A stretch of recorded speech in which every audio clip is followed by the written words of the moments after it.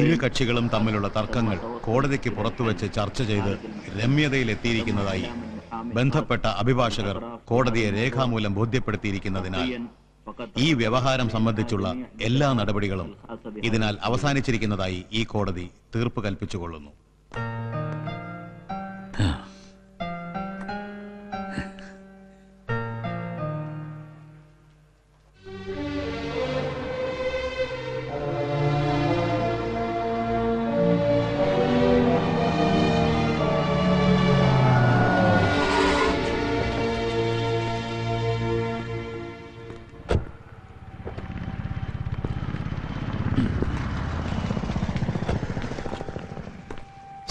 മതി സാർ, മതി.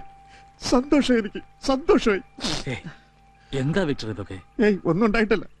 പക്ഷെ ഒന്നുമില്ലേലും സാറിനെ കള്ളനാക്കാനും ചതിയനാക്കാനും നടന്ന ആ കൊള്ളപ്പലിശ മാർവാടിയെ ഒരു പാഠം പഠിപ്പിച്ചല്ലോ ദൈവം. അത് മതി, അത് മതി വിക്ടറിന്. Thanks to പട്ടാജി.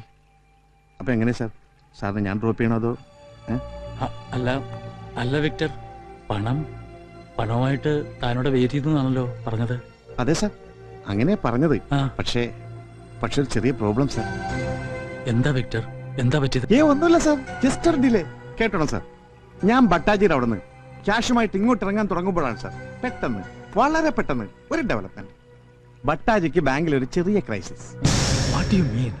കൃത്യം 12:30 മണിക്ക് ബാങ്കിലെ മാനേജർ ബട്ടാജി വിളിച്ചു പറയുന്നു, ഇൻസ്റ്റന്റ് ആയിട്ട് ബട്ടാജിയുടെ അക്കൗണ്ടിൽ ഒരു 2 million ദിർഹംസ് അടക്കണം, അല്ലെങ്കിൽ ബട്ടാജിയുടെ മാനം പോകുന്നു. സംഭവം വേറൊരു ഡീലാണേ. At the moment no liquid cash. ബട്ടാജിയുടെ കയ്യിൽ ആ നേരത്തിന് ഒറ്റ നയാ പൈസ ഇല്ല. എല്ലാം രാവിലെ ഇവർക്ക് ബാങ്കിൽ തന്നെ കൊടുത്താണ്. വിക്ടർ, എന്താ സംഭവിച്ചെന്നൊന്ന് തെളിച്ചു പറയൂ താൻ പ്ലീസ്. നോക്കിക്കൊണ്ട് സാർ, ദൈവാധീനം.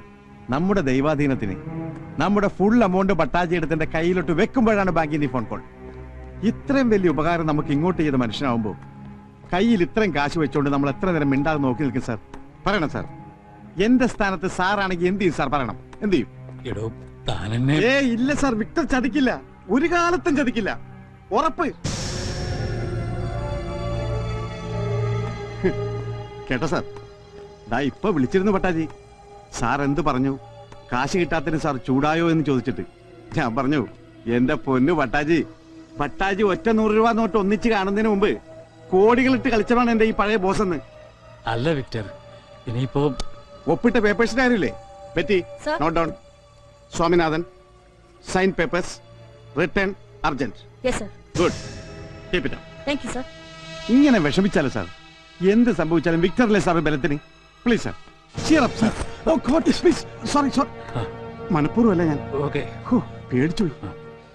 ഡ്രൈവർ സാർ, என்ன வேடிக்கை பார்த்துட்டு இருக்க? சார் கால் வலிக்க தெரியாதா? எடியா வண்டி. சரிங்க. അറിവ് കെട്ട മുണ്ടോ.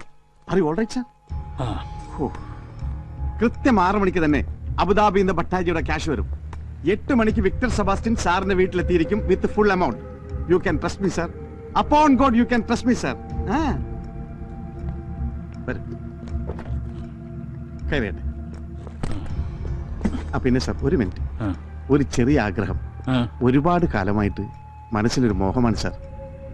മുഴുവൻ പൈസയും സാറിന്റെ കയ്യിലോട്ട് തന്നതിന് ശേഷം, അതിനുശേഷം മതി, ജീവിതത്തിൽ ആദ്യമായിട്ടും അവസാനമായിട്ടും ഇന്ന് സാറിന്റെ ഒപ്പം വരുന്ന ഒരു ഡ്രിങ്ക് കഴിക്കണം എനിക്ക്. സാറിന്റെ ഈ പഴയ ഡ്രൈവർക്ക് നോ എന്ന് പറയരുത് sir, please.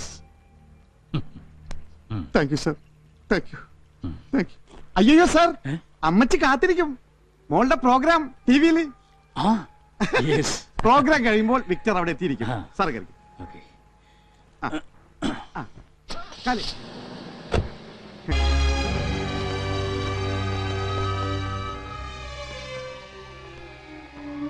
I am terribly sorry, Mr. Ravi. We will do everything possible. Mr. Philip will give you all the details. Thank you. മനസ്സിലാക്കിയിടത്തോളം ഒരു പ്രീ പ്ലാൻഡ് മർഡർ ആണെന്നതിൽ സംശയമില്ല. പക്ഷേ ആരാ എന്താ എന്നതിനെക്കുറിച്ച് വ്യക്തമായ സൂചനകളൊന്നും കിട്ടിയിട്ടില്ല സ്പോട്ടിൽ നിന്ന്. Anyway, the investigation is already on. വല്ലാത്തൊരു അടുപ്പമുണ്ടായിരുന്നു നിങ്ങളൊക്കെ തമ്മിലല്ലേ? അതെ, ഒന്നുമില്ലായിരുന്ന കാലത്ത് ഒരുപാട് സഹായിച്ച ആളാ എന്നെ രവിയൊക്കെ. മിസ്റ്റർ നായർ അമ്മു സ്വാമിനാഥനെ ബാംഗ്ലൂർ ബന്ധുക്കളെ അറിയിച്ചിട്ടുണ്ട്. ആൻഡ് യുവർ സിസ്റ്റർ ആലിസ്, ഇവരുമായിട്ട് വളരെ അറ്റാച്ച്ഡ് ആയിരുന്നു ആ കുട്ടിയല്ലേ? വല്ലാത്തൊരു ഷോക്കിലാണ്. ഈ അവസ്ഥയിലെ കൊണ്ട് കാണിക്കണ്ടെന്ന് വിചാരിച്ചു.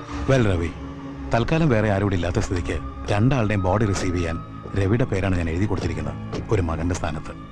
If you don't mind. Okay, see you tomorrow at the hospital. Okay Nair.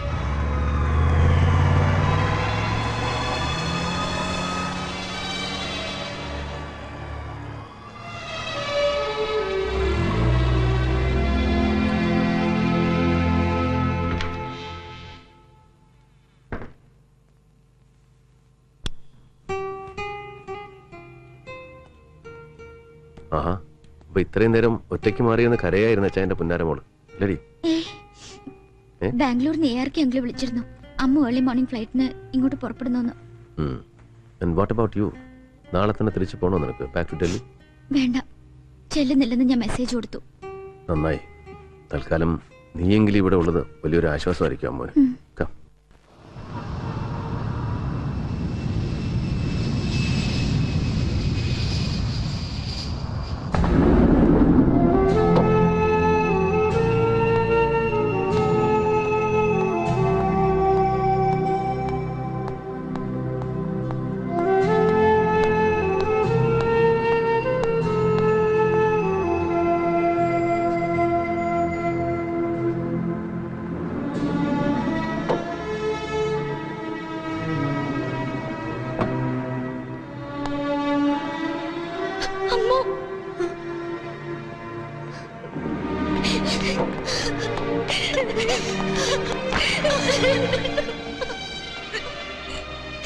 ചന്ദ്രേട്ടാ, വൈകിക്കണ്ട.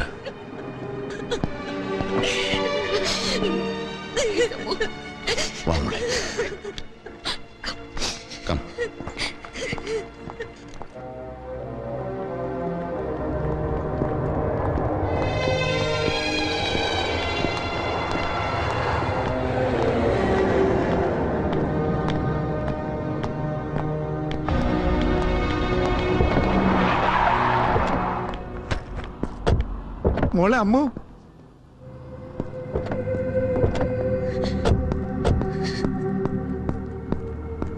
Condolences മോളെ, കണ്ടോളൻസസ്. ചേച്ചേ കരയല്ല മോളെ, ഒക്കെ ഓരോരോ ദൈവഹിതം. അങ്ങനെ വിചാരിക്കുന്നു നമ്മൾ. കഷ്ടം. കേട്ടോ മോളെ, ഇന്നലെ കാലത്തും രണ്ടുപേരെ ചെന്ന് ജീവനോടെ കണ്ടതായിരുന്നു വിക്ടറങ്കിൾ, സാറിനെയും മോളുടെ അമ്മച്ചയെയും. എന്തിന്? ഇന്നലെ കേസിന്റെ കാര്യങ്ങൾ പറഞ്ഞ് തമ്മിൽ പിരിയുമ്പോഴും എന്നോട് പറയായിരുന്നു സാറ്, വിക്ടറെ ആരും ഒരു കമ്പനി ഇല്ലാതെ ഒറ്റക്കിരുന്ന് മടുത്തടോ, നേരമുണ്ടെങ്കിൽ നീ ഒരുത്തനെങ്കിലും വൈകിട്ട് അങ്ങോട്ട് ഇറങ്ങ്, TV-യിൽ മോളുടെ പ്രോഗ്രാം ഒരുമിച്ചിരുന്ന് കാണാം, എന്നിട്ട് ഒരുമിച്ചിരുന്ന് ഒരു ഡ്രിങ്ക് കഴിക്കാന്നൊക്കെ. പക്ഷെ ഉടയമ്പരം അനുവദിച്ചില്ല മോളെ. അതെങ്ങനെ? നരകം പിടിക്കാനായിട്ട് അന്നേരം തന്നെ ഇവിടെ ഒരു ഒടുക്കത്തെ കോൾ ത്രൂ ചെയ്ത് തന്നിട്ട് സംഭവം നടക്കുന്ന കൃത്യസമയത്ത് അബുദാബിയിൽ ഒരു മീറ്റിംഗ് ചെന്ന് മാട്ടിപ്പോയി മോളെ അങ്കിള്. ആ നേരത്ത് അങ്കിൾ സ്ഥലത്തുണ്ടായിരുന്നെങ്കിൽ ഇങ്ങനൊന്നും സംഭവിക്കില്ലായിരുന്നു മോളെ, സംഭവിക്കില്ലായിരുന്നു. Victor please, she has to go. അതെ, അമ്മു മോളെ കൂട്ടിക്കൊണ്ടുപോകാൻ തന്നെ വന്നതാ വിക്ടറും. കമോൺ ബെറ്റി, മാഡത്തിന് റിസീവ് ചെയ്യും. യൂസഫ്, ആ കുട്ടിയുടെ പെട്ടിമ്പറമാണോട് തന്റെ കാറി കയറ്റി. അങ്കിള് കാറ് കൊണ്ടുവന്നിട്ടുണ്ട്, കയറിക്കോ, പോവാ. എന്താ പോണോ നിനക്ക്? അമ്മ നമ്മുടെ കൂടെ പോന്നോളൂ. അയ്യടി, അമ്മ ഞങ്ങളുടെ കൂടെ തന്നെ പോന്നോളും. പുല്ല്. അതെ, ഞാൻ ഒരുത്തരം കണ്ടിട്ടില്ല, ഒരു പുല്ലനെ കണ്ടിട്ടില്ല. സ്വാമിനാഥൻ സാറിന്റെ കൂടെ ചൊറിഞ്ഞും പറഞ്ഞും പറ്റിക്കൂടി നിന്നിട്ട് കൊടുക്കാം. കൊലയോടെ വലിപ്പിച്ചോണ്ട് പോയ ഒരുപാട് പേരുണ്ട് ദുബായില്.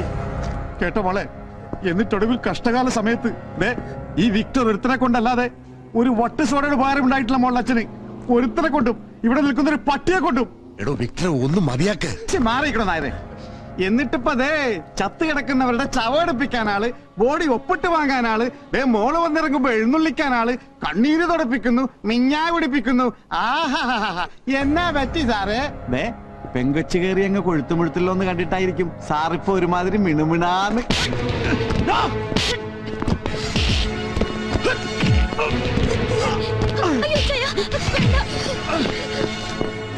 ആളറിഞ്ഞ് സ്ഥലമറിഞ്ഞ് അവസരം അറിഞ്ഞു വേണം സംസാരിക്കാൻ, കേട്ടോ?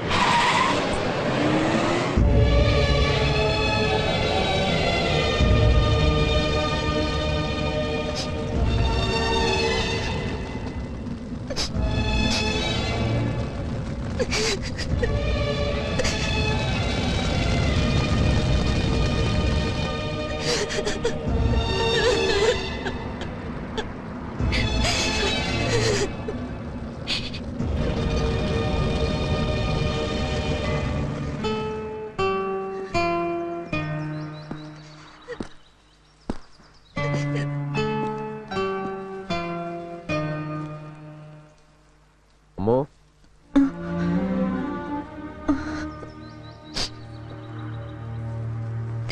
നീ എന്താ തനിച്ച്? ആലീസിനെ കൊണ്ട് വിളിക്കായിരുന്നില്ലേ ഒരു കൂട്ടിന്? ഒരുപാട് നേരം വരുന്നിങ്ങനെ ആലോചിച്ച് പോയാല് പിന്നെ ഈ ലോകം മുഴുവൻ ഇങ്ങനെ ചുറ്റിലുണ്ടെങ്കിലും തനിച്ചായിപ്പോയി, ഒറ്റക്കായിപ്പോയി എന്നൊരു തോന്നൽ വന്നു പോകും നിനക്ക്. വാ നടക്ക്. എന്നിട്ടിന്ന് വക്കീൽ എന്താ പറഞ്ഞത് നീ ചെന്ന് കണ്ടപ്പോ? മരിക്കുന്നതിന്റെ അന്നും പറഞ്ഞിരുന്നു അച്ഛൻ വക്കീലിനോട് കടങ്ങളും പ്രശ്നങ്ങളും ഒക്കെ തീർത്ത് ബാക്കിയുള്ളത് മുഴുവൻ എന്റെയും വരമുദ്രയിലെ കുഞ്ഞുങ്ങളുടെയും പേരിൽ എഴുതി വെക്കണം. അച്ഛനും അമ്മയ്ക്കും ബാംഗ്ലൂരിലേക്ക് പോരണം, എന്റെയും കുട്ടികളുടെ ഒപ്പം വന്ന് താമസിക്കണം എന്നൊക്കെ. അല്ല, പറയുന്നൊരു ടോണ് കേട്ടാ തോന്നും ഒരുപാട് മക്കളെ പെറ്റുകൂട്ടിയ ഒരു തള്ളച്ചിയാണ് നീ.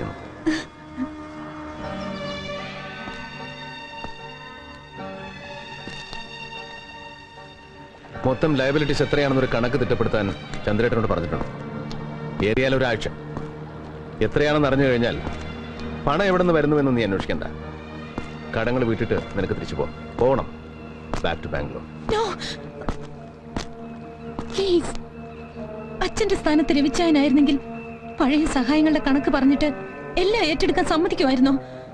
മറ്റാരെങ്കിലും, എത്ര അടുപ്പമുള്ള ആളായാലും അഥവാ ആരെങ്കിലും വെച്ച് നീട്ടിയാൽ തന്നെ വാങ്ങുമായിരുന്നു രവിച്ചായൻ. അത് ഫൈറ്റ് ചെയ്യോ അവസാനം വരെ? Until the end.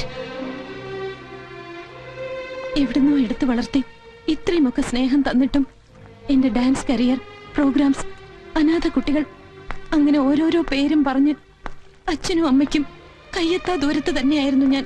പലപ്പോഴും കാണാഞ്ഞ് കണ്ണ് നിറഞ്ഞിട്ടുണ്ടെന്നല്ലാതെ പരാതി പറഞ്ഞിട്ടില്ല രണ്ടാളും ഒരിക്കലും. പക്ഷെ ഇന്നിപ്പോ മുമ്പ് ഒരിക്കലും തോന്നിയിട്ടില്ലാത്ത പോലെ തോന്നിപ്പോകുന്നു എനിക്ക്. എല്ലാം ഏറ്റെടുക്കാൻ എനിക്കൊരു കടപ്പാടുണ്ട് അവരോടൊന്ന്. പ്ലീസ്, രവിച്ചായന്റെ പണമല്ല, സപ്പോർട്ട്, അത് മതി, അത് വേണം എനിക്ക്. തൽക്കാലം ബാംഗ്ലൂരിലെ വരമുദ്രയിലെ കാര്യങ്ങൾ നോക്കാൻ കൂടെയുള്ള ഫ്രണ്ട്സ് ഉണ്ട്. കുറച്ചു കാലത്തേക്കൊക്കെ they will manage. പിന്നെ പാവം കുട്ടികള്, അവരെന്നെ മിസ് ചെയ്യും, എനിക്ക് അവരെ മിസ് ചെയ്യും. പക്ഷെ ആലോചിച്ചിട്ട് ഇതല്ലാതെ വേറെ വഴിയൊന്നുമില്ല എനിക്ക്.